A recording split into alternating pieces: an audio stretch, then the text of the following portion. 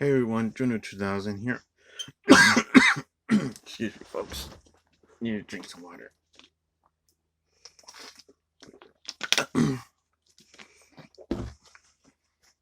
but yeah. Hey everybody, how everybody's doing? Junior 2000 here, coming at you with a review of Highlander 1986 with Christopher Lambert and Sean Connery. There can only be one. This is the old Anchor Bay DVD, which I got for $1 at the Rasputin music store that I go to, and it was a used one, but it was in good condition. But when I saw that there was a sealed one for like $8, I was like, fuck that shit.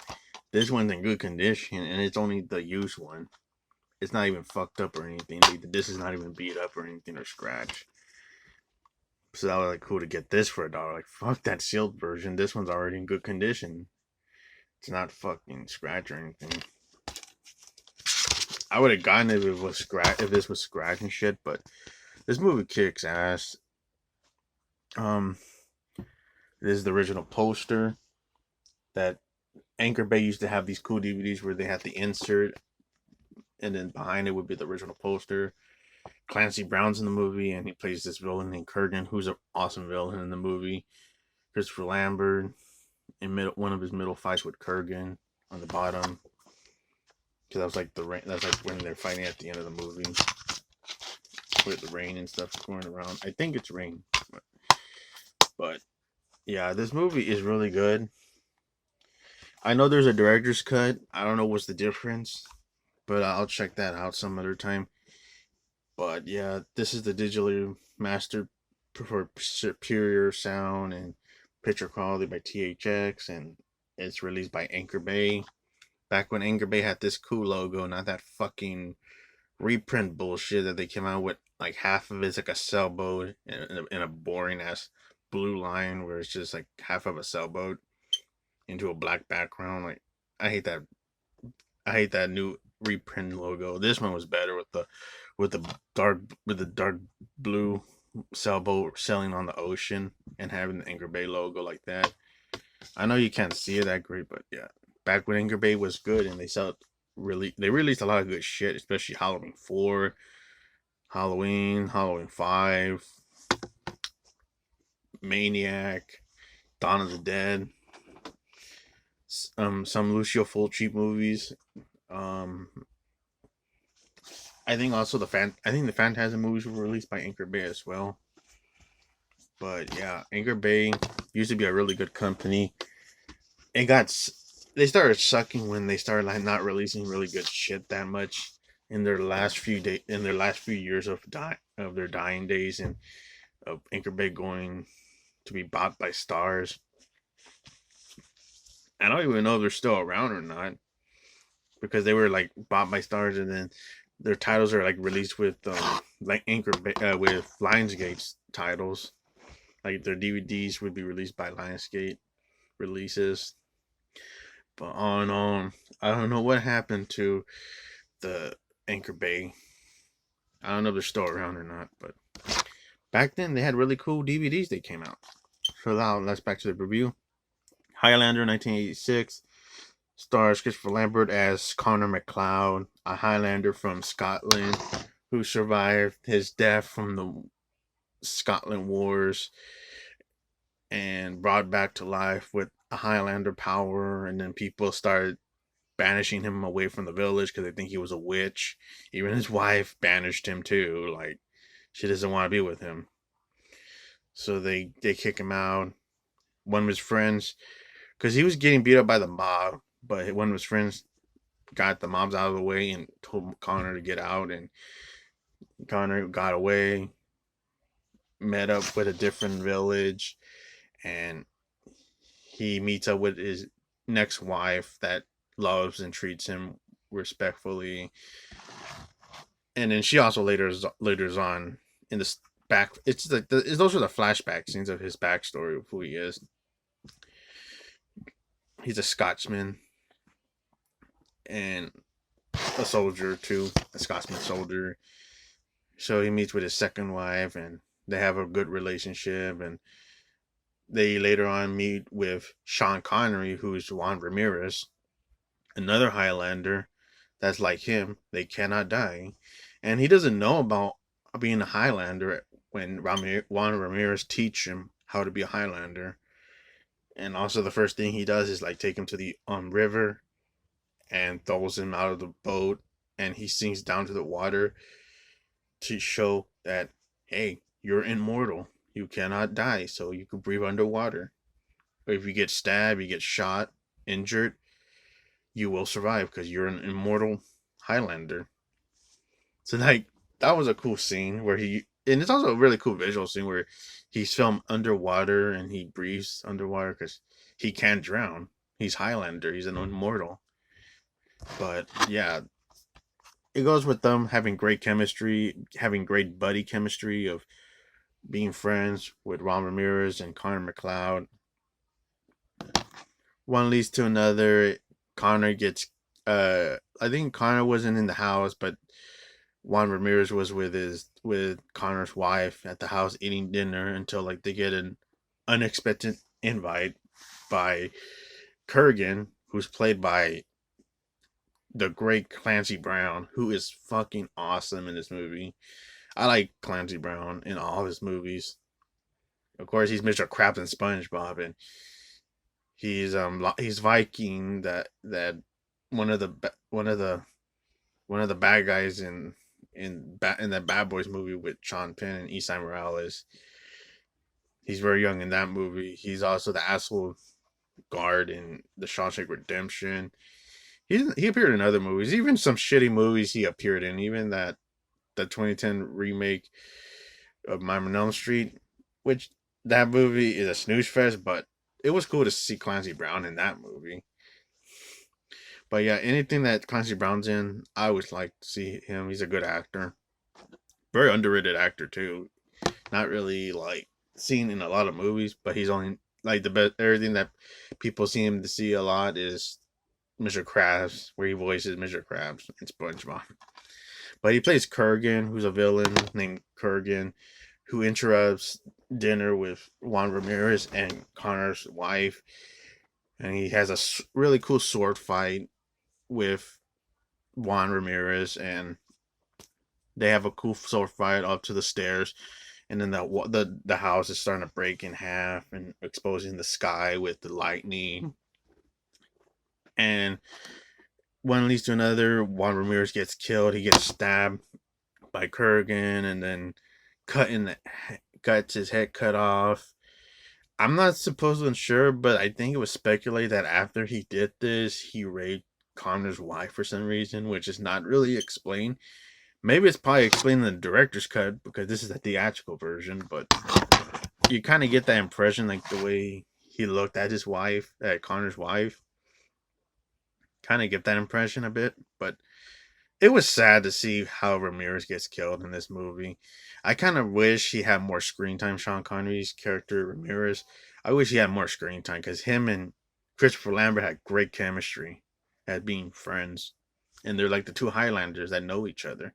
And even his wife is cool about Connor being a Highlander and an immortal. Where his first wife just thought he was a witch, so she banished with the other. She was with the mob. His first wife just didn't give a shit. But yeah, Ramirez gets killed.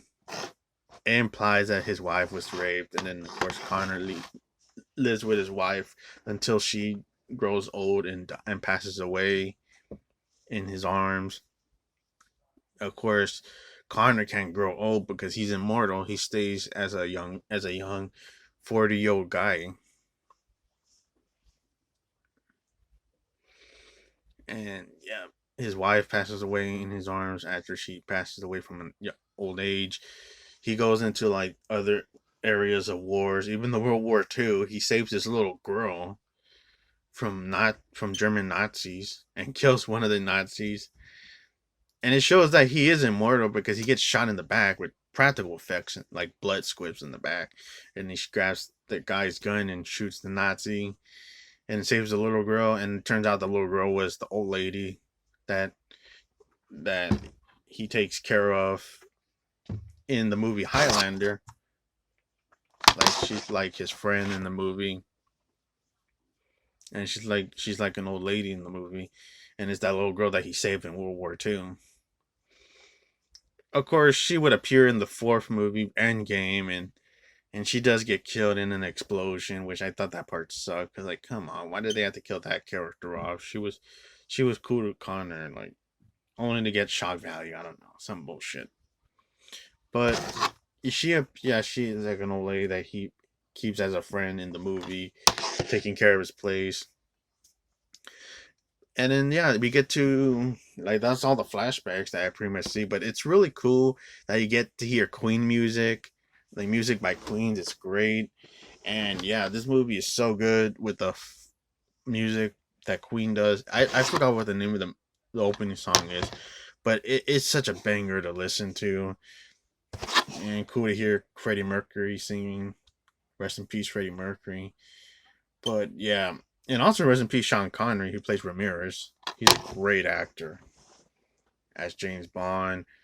Um, he was also great in The Untouchables, The Rock, many great movies with Sean Connery, especially the Highlander films. Sean Connery kicks motherfucking ass. And yeah, he gets into the present time.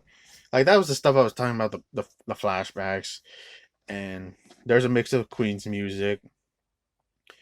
You get to see him like in Madison Square Garden watching Fabulous Freebird match at Madison Square Garden, which is so awesome to see a wrestling match that opens the movie.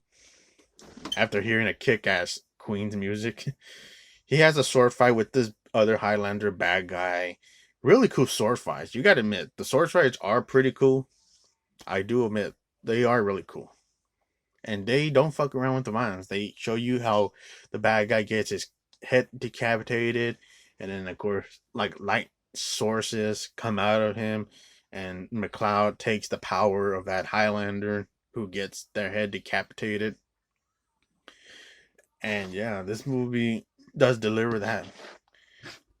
But the I'll get to the complaint about half the movie. It leads to another where McLeod's accused of this guy getting murdered, but they let him go, and Kurgan comes back, wrecking more havoc. He wants to get after McLeod, and it turns out he McLeod had taken his head off. It's not shown in this movie, and it's not shown how he got his head decapitated in a fight or something. I don't know, but he has like Kurgan comes back with his neck all sewed up, and he's pissed off, and it looks like a punk rock, dude. Even though it's like I think was it like the guy like the motel clerk says, are you a rock star or something? Because the way he looks with the big black hair and long hair, and the way he looks like he has a guitar in his back, but it's the sword that he has. Yeah, it looks cool. Like he looks like a punk rock dude, Clancy Brown. Of course, he makes some more mind games against McLeod, tries to kill him. Few fights, really cool fights, and they have a finale fight at the end. And that fight was pretty good. Well done, well shot it. And of course, Kurgan gets his head decapitated, and McLeod gets his fucking powers, all the source into a Highlander, and there can be only one, like he always mentions. Even though some people may think that line is tiresome, but it's a pretty badass line. And of course, he defeats Kurgan, kicks the motherfucker to another, and decapitates him, gets the power, meets with his girlfriend that he has in the movie, and that ends the movie where they're in Scotland, and then have like a bit of a speech from Ramirez at the background, and the movie ends with a Queen's. I think a Queen's music ends the movie. It's a different one, not the same music that opens the movie, but the different Queen's music. But it's a really good movie, directed by Russell Mulcahy, who did the second Highlander movie and other movies too. Yeah, not really much features, just theatrical trailers. Like no featurette on this one. Probably in the director's cut set has the features. But yeah, the movie sounds good. It looks great. Yeah, I do enjoy this movie. The only cons that I have with this movie is that the relationship between Christopher Lambert and this girl, this forensic files girl that he kind of has like a love connection with in the movie, played by Roxanne Hart, she doesn't do a bad job. It just I didn't really buy their connection and being in love. I didn't feel like chemistry was there. It just felt like a bit far fetched and a bit forced. I don't know, and a bit rushed too. But all in all, it was just like I don't know, that relationship didn't really work that much. And the other thing I don't like about the movie is that it has a lot of pacing issues. Like the fucking pacing issue is a bit of a problem in the movie. It feels slow in the movie. Like the movie just feels slow as fuck at times. But all in all, I would rather watch this than some of the piece of shit Highlander movies that I have seen. Like Source is a piece of shit. But yeah, it does have some. It's just I don't know. Just the movie has a lot of boring pacing issues with it. Like it feels like there's some filler scenes. There's some like scenes that just don't like drags the movie along like forever. Like it doesn't go by. It just goes on forever. Like there's some filler scenes that they could have cut out like 20 minutes out of this movie. But all in all, maybe I might see the director's cut. Who knows? A lot of times director's cuts are better or extended versions, where they call them, where they call those cuts. The director's cut might be better, but all in all, this is a review of Highlander in 1986. This movie still kicks ass, starring Sean Connery and Christopher Lambert and Clancy Brown. This is a really good 116-minute movie. Good first movie. Have a good day, everybody, and see you in the next video. Bye bye.